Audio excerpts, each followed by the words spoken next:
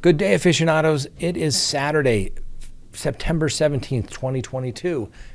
That's right. We have a recap of all the top stories throughout the week located in one convenient location. I hope you enjoy them. Have a wonderful weekend. We'll see you next time on Crime Talk.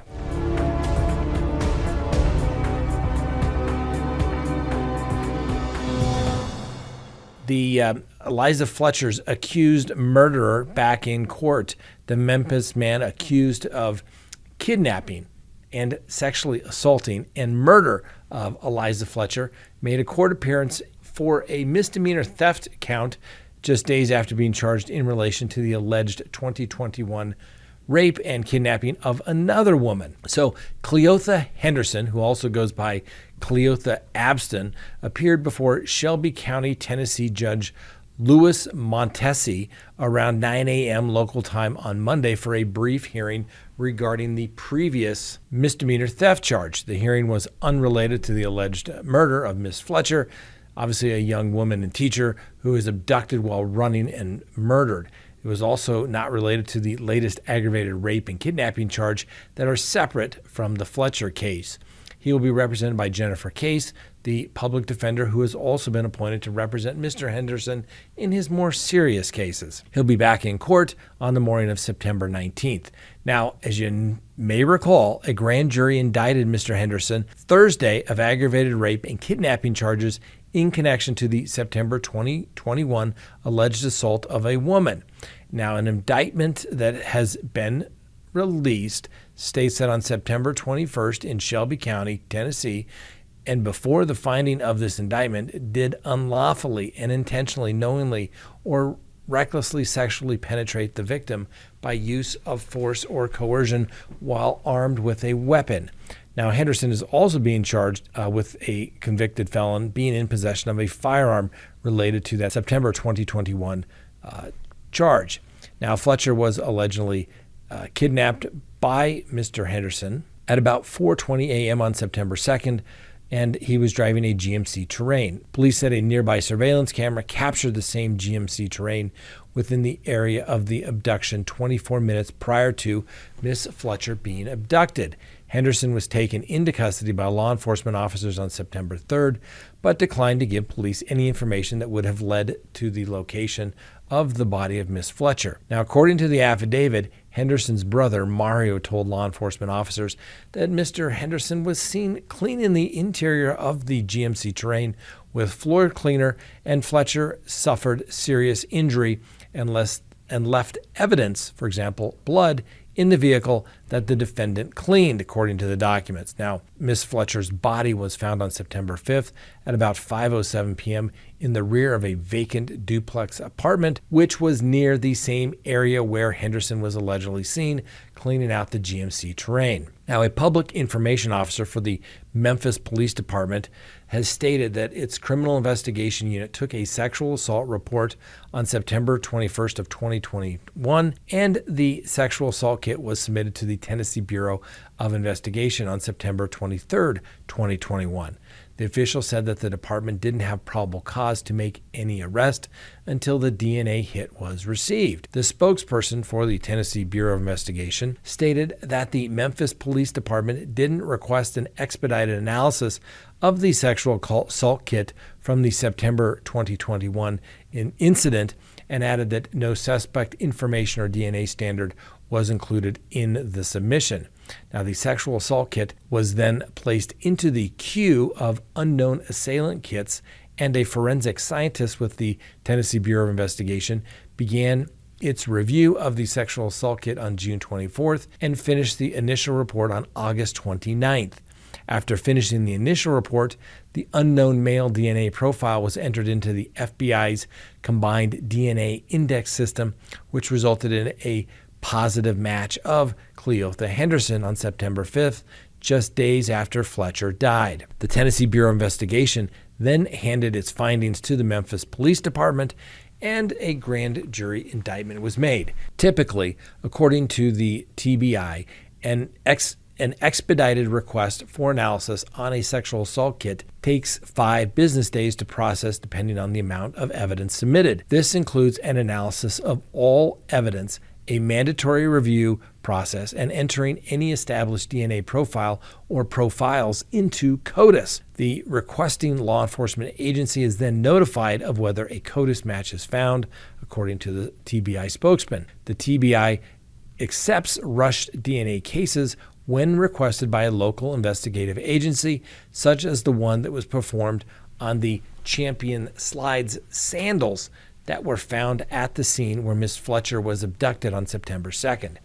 The Memphis Police Department did not respond to a request for people asking why the sexual assault kit in 2021 was not sent for an expedited analysis. Mr. Henderson faces 2 counts of especially aggravated kidnapping, 1 count of aggravated rape, 2 counts of theft, first-degree murder, unlawful carrying or possession of a weapon, identity theft, tampering with evidence, and fraudulent use of a credit card. So, yet another example of limited resources, and maybe that previous case where Mr. Henderson could have possibly been arrested had it moved through the process, Miss Fletcher may still be here today because Mr. Henderson would have been in custody. It all comes down to resources, ladies and gentlemen.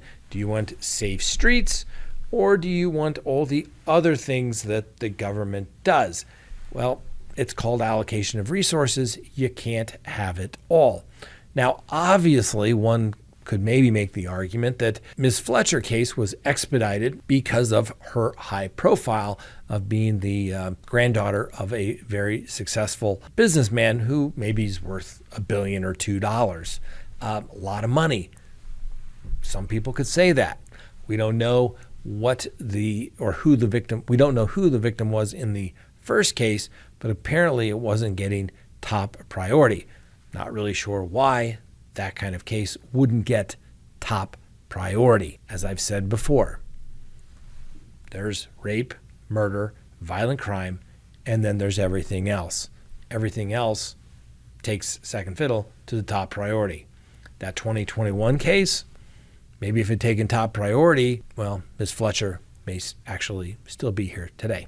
Please go to crimetalksearch.com, sign up for a background subscription service. You'll be happy you did. If there's anyone out there you were ever curious about what was in their background, now is the time to do it. If you're going to get involved with somebody, now is the time to do it. When you go to crimetalksearch.com, you put in the name, literally millions of public records are searched, and a report is generated. And it's going to give you a report. If they have multiple social media accounts, you're going to find it. If they have multiple phone numbers, multiple email addresses, it's going to be found. And more importantly, you're going to get information regarding criminal history. Hopefully the person you're searching has none whatsoever. But if it's there, it's going to be found. You're going to get everything you'd want to know, whether you're going into business or whether you're going into a personal relationship. You're going to be able to find out the information you want to know. So go to crimetalksearch.com, sign up today. You'll be happy you did.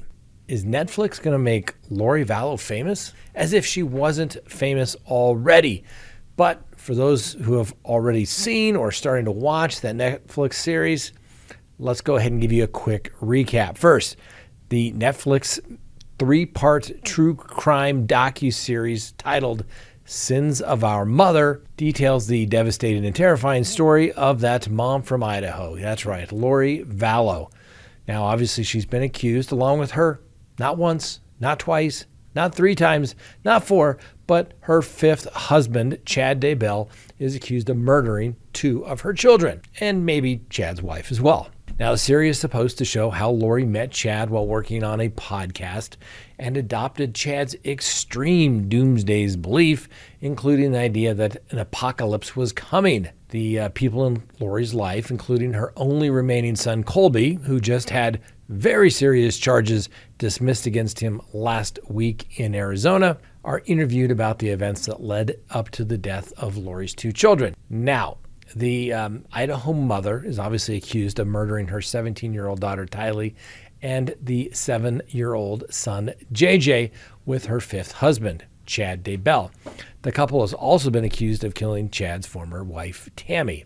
Now, we're going to find out that Lori was raised as a Mormon, and in the recording in the documentary, she's thought she was a reincarnated warrior who spoke to the angel Moroni.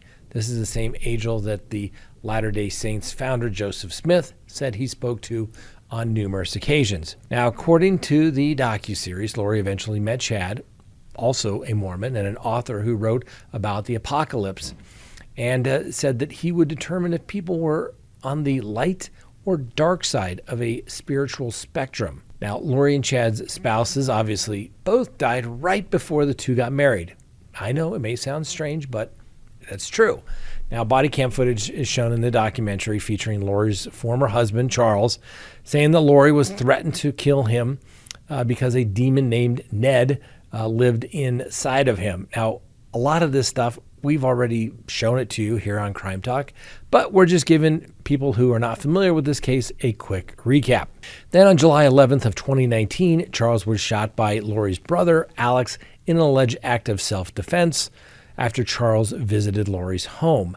Now, then the docuseries then explains that Lori purchased a ring from Amazon for her October wedding to Chad only a few weeks before his wife Tammy died in her sleep of apparent natural causes, which we all know the body was exhumed, and obviously now there's been charges of murder. The autopsy hasn't been released, but if you watch regularly, you already knew that.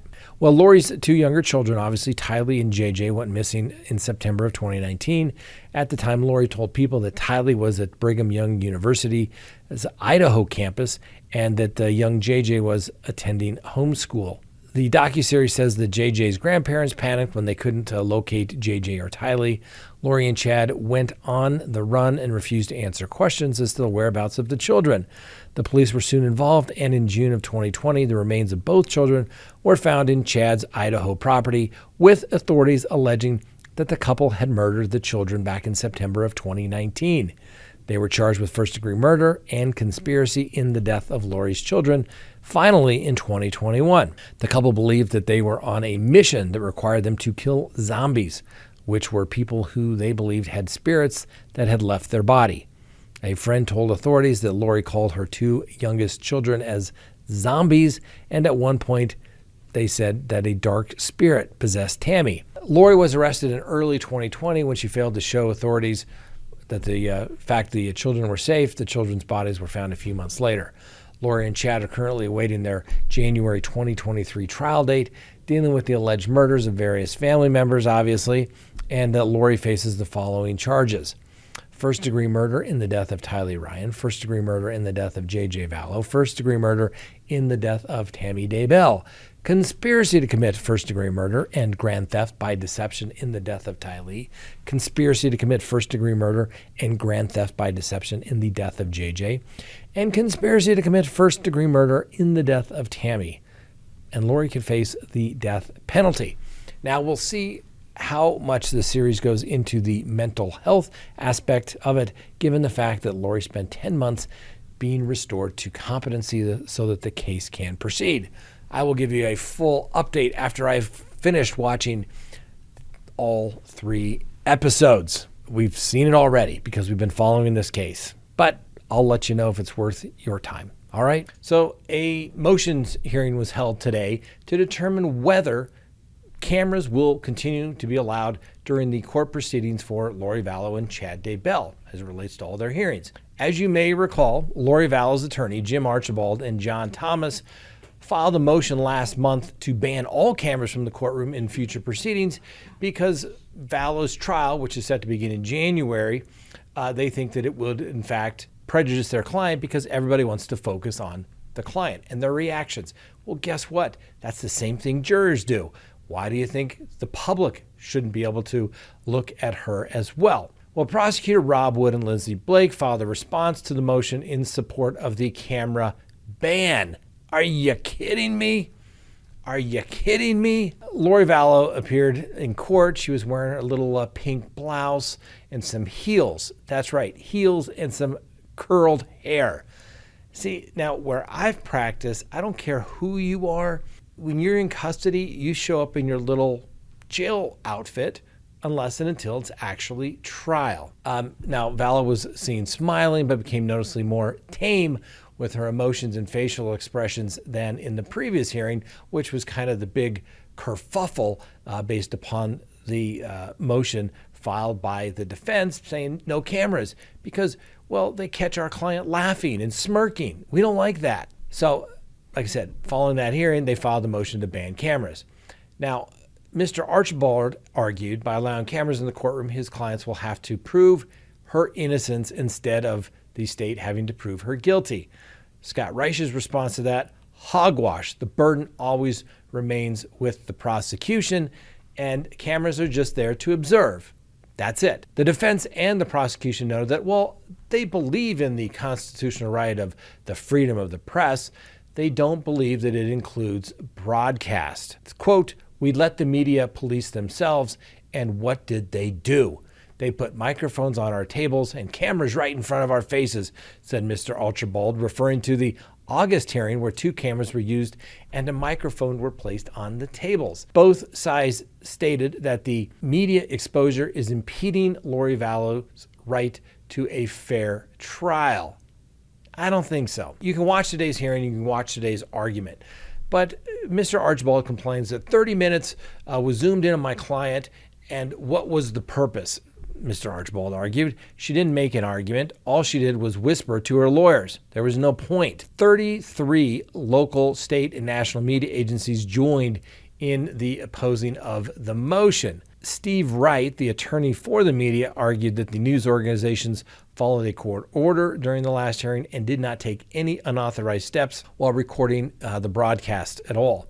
It is regrettable that counsel feels misled and that they didn't notice the microphones, but they were approved first and foremost along with the cameras, said Mr. Wright. There is no significant difference in telling this court that this courtroom should be open, but only to people who physically want to come and sit in the courtroom, because if it broadcasts to other people, her rights are now jeopardized.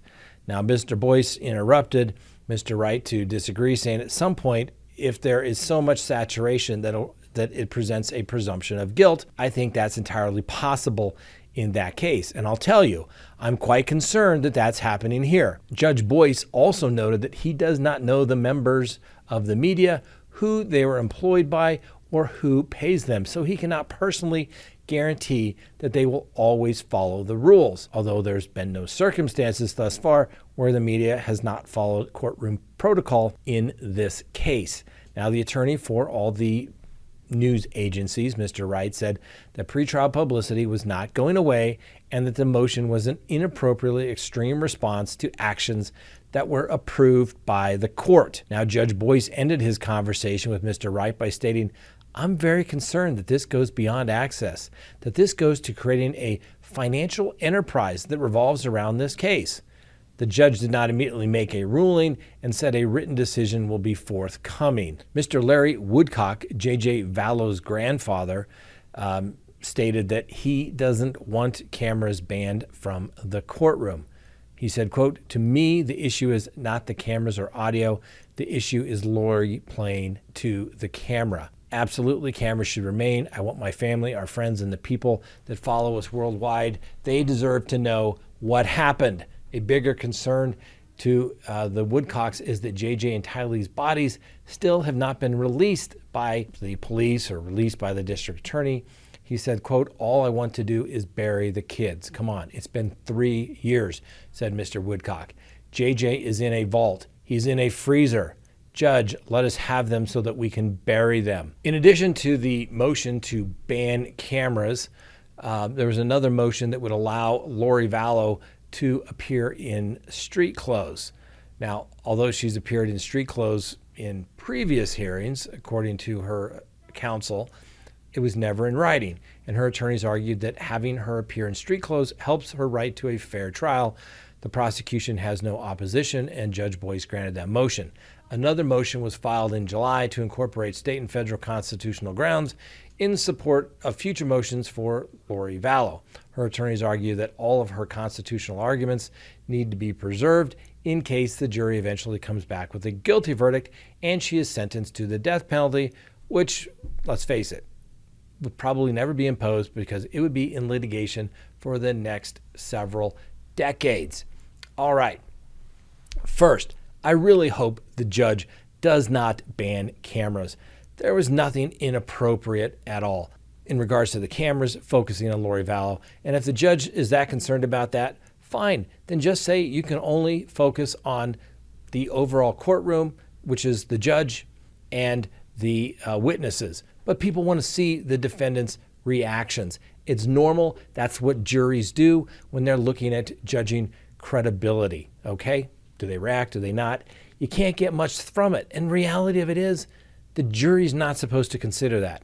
And the jury is presumed to follow the jury instructions. And they can only consider legal and competent evidence that comes forth from witnesses and legal and competent evidence that is admitted through the proper foundation and admitted into evidence. So I hope the judge doesn't do that. I'm a little concerned by some of his comments, basically saying that it's going to create a financial gain to broadcast this. Well, that's what court TV and other, that's what we do. Let's just cut to the chase. We want it to be broadcast, and I'd be sitting here and we want to be monetized. Let's get for real. I'm not going to pull punches on that. Everybody is looking to make a buck on that. That's just reality. Okay. But it can be done, and it's a trial that should be open to the public given the significant publicity that it has already seen. Which brings me to my next point. Do I blame the defense for raising this issue? No. They're doing everything they can for their client, Lori Vallow. It's a tough road to hoe, not only for Lori Vallow, but for Chad Daybell. Okay? It's bad. They're doing everything they can to basically hope this kind of will go away, but it's not going to go away. And why is that? Talk about pretrial publicity. Last night, I watched it, so you don't necessarily have to if you don't want to, but I watched the Netflix 3-part series, Sins of My Mother. This is the story of Lori Vallow's son, Colby, telling how he's come to realize that his mother is guilty. Justin Loom, who we've been on his show before, and he talks about kind of the facts and the timeline of all the events. I thought it was actually pretty well done. But did it provide anything new whatsoever? No. I think the only thing that I wasn't aware of was that Lori Vallow's mother originally supported her daughter, and well, let's just say she thinks she's guilty too. All right? But it was a good movie in the sense that it provided a good overview and will only make this trial make people more interested in watching the trial. Okay? And it did refresh me because it's been a while. Because if you've been watching CrimeTalk for any time, we were one of the first to bring you this story when it started to break. And over time, and everything that was in that video, except for Mom saying she's guilty, we've talked about. We've brought you the videos. We've brought you the testimony. There was nothing new there at all. But it did really give the picture of the conduct, the lies, and just the general diversion of answering any questions by loved ones from Lori Vallow. And the phone call where Lori's in custody and Chad says they're searching the property now. Oh, inside? No. Outside. Oh, doesn't look good. I wouldn't want the cameras there either to see when the prosecution starts piling on the evidence. And hopefully, if the prosecution over 3 years hasn't figured out how to tell this story to the jury, they watch this Netflix because they laid it out pretty well. Lori Hellis. For those of you who are not familiar, Lori Hellis is a retired criminal defense attorney. She's writing a book. Oh, and by the way, she's written a couple of motions that have been filed in the Lori Vallow, Chad Daybell matters. And, you know, she wants access to everything that's in the court record. I think she's correct. Judge Boyce has kind of harassed her, in my humble opinion, by citing rules that he wouldn't cite as it relates to anybody else. So she pulled out the big guns, all right? And I think it's worth noting, and we can try to put this up here for you as I read through it, but it's interesting. And then I want to highlight a couple of things. I think we may be getting close to the issues regarding prosecutorial misconduct. So let's sit down and listen to the letter written by Lori Hellis to Justice That's right, Supreme Court Justice in Idaho, Gregory Moeller. Why would she be writing to him? Well, he's the head of the media committee for the court. If you aren't familiar with it, Supreme Courts, they are the administrators of the courts. They're the ones that change the rules. But before you can do anything like that, before you can change the rules and say, oh, we're going to change this to a comma instead of a period, amend the rules, conduct disciplinary hearings, all those types of things, like any good governmental agency, what do they need? They need to have committees to study things for a long time till nobody cares about it anymore, and then suddenly they pass it. Well, they have a media committee in Idaho, apparently. All right. So this is the letter from Lori Hellis to Justice Gregory Moeller. Dear Justice Moeller, I am writing to you because you are the head of the media committee for the court. As I understand it, the Idaho Supreme Court either has or had a media and court conflicts resolution panel that was also known as the Fire Brigade. Unfortunately, I have not discovered how one refers a matter to this panel, so I am contacting you directly. I am a retired criminal defense lawyer, licensed and inactive in Oregon and Arizona. I am an author under contract with a publisher to write a book about the Lori Vallow and Chad Daybell cases. The case numbers are, and she cites them all, the case is assigned to your Fremont County District Court successor, Judge Stephen Boyce. I've been covering this case since the beginning, and I have recently found information that I find very troubling. Since the case began in March of 2020, Judge Boyce has ordered what is, in my experience, an unusual number of documents sealed. The number of sealed documents led me to research the criteria for sealing documents in Idaho cases. I discovered that Judge Boyce has not followed the procedure set out in ICAR 32.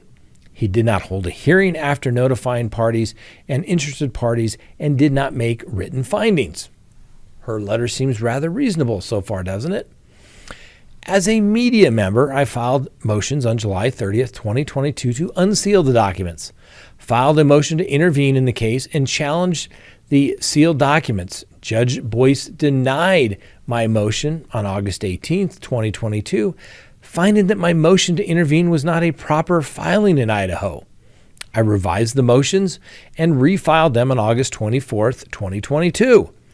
I purposely omitted my home mailing address in my motion and sent it to the court in a separate letter. The court didn't accept that and rejected my filing the same day, pursuant to ICR Rule 2.3A4. I then rented a mailbox and refiled the documents on Friday, August 25th, 2022. The motions remained in the Fremont County Court's Odyssey e-filing inbox under review for 7 days before they were returned late on Friday afternoon for an error in the document footer. It's clear that the court has instructed the clerk to comb the documents for any mistakes and is playing games to avoid hearing the motions. I have now refiled my motions for the 4th time. As I'm sure you know, the Daybell case has garnered international attention. I write a popular blog about the legal issues in this case and have appeared on 2 popular YouTube true crime programs discussing the case. People interested in the case know me, so after I filed my motions to unseal the documents, I was contacted by an internet detective. This person is an avid internet researcher and gave me some troubling information. Here it comes, ladies and gentlemen. Is this the basis for the prosecutorial misconduct? Let's read on. Early in the case, the internet detective researched all the people involved and found some social media posts that bothered them. It seems that several people close to the case, including the judges, the prosecutors, and law enforcement officers, were posting inappropriate comments online. The internet detectives, who wishes to remain anonymous, documented their findings and sent copies to both the prosecution and the defense. Judge Boyce and Judge Eddings, prosecutors and law enforcement, may have been in a county employee Facebook group. It's difficult to substantiate since they have all scrubbed their social media accounts. Mr. Daybell's attorney, John Pryor, filed motions based on this information. First, He asked to dismiss the indictment because of irregularities in the grand jury. I speculate that at least one of the jurors must have seen the information in the Facebook group post. Judge Boyce denied the defense motion. Next, Mr. Pryor filed a motion to dismiss the case and/or to disqualify all three prosecutors. Judge Boyce also denied those motions. Mr. Pryor then sought leave to file an interlocutory appeal of the decision. Today, the court held a hearing on that motion. The hearing was, of course, closed to the public. All motions, hearings, documents, and information associated with those motions have been sealed. I understand Judge Boyce has also issued a secret sealed gag order in the case. This level of secrecy is alarming and likely illegal. The First Amendment protects access to criminal matters to ensure that the government is doing its job properly. That transparency ensures that the defendants receive a fair trial and victims' families can be assured that justice has been served. It is impossible to fully explore the extent of the possible prejudice to the defendant in this case because of the level of secrecy. Yet each time Judge Boyce seals another document, he claims he is doing so to protect the defendant's right to a fair trial. In fact, it appears Judge Boyce has engaged in a systematic cover-up of the possible misconduct of the prosecutors, law enforcement, himself, and his judicial colleagues. As recently as August 25th, he entered another order reaffirming the sealing of all of the documents relating to the misconduct, doubling down. In the meantime, my motion to unseal the document is repeatedly rejected so that Judge Boyce does not have to rule on them and risk opening the documents. While the pretrial social media posts were ill-advised, possibly prejudicial, and in violation of the rules of professional conduct, specifically 3.6, it is the systemic cover-up of the information that is most troubling. Yesterday, Ms. Vallow's attorney filed a motion to exclude cameras from the courtroom for future court proceedings. Unfortunately, that motion has the potential to further limit the access of the press to the proceedings. Your Honor, I sincerely hope I am wrong. But as a former officer of the court, myself, and as a lifelong advocate for the rule of law and the Constitution, I can't sit by and watch these government officials subvert justice. I hope you can assist me in bringing this conspiracy of silence to the open. And signed it Lori A.G. Hellis, J.D., and it went to Judge Boyce, Judge John Schinderling, Rob Wood, Lindsey Blake, John Pryor, Jim Archibald, and John Thomas.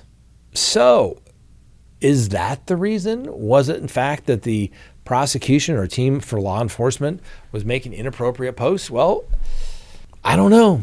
I think Lori Hellis has been right on lots of things. I haven't seen any of these inappropriate posts, but if they're there, I think that would certainly be ripe for certain investigation. And maybe the court has made its ruling and perhaps it's well-founded. But until we get to see that, I guess we'll just never know.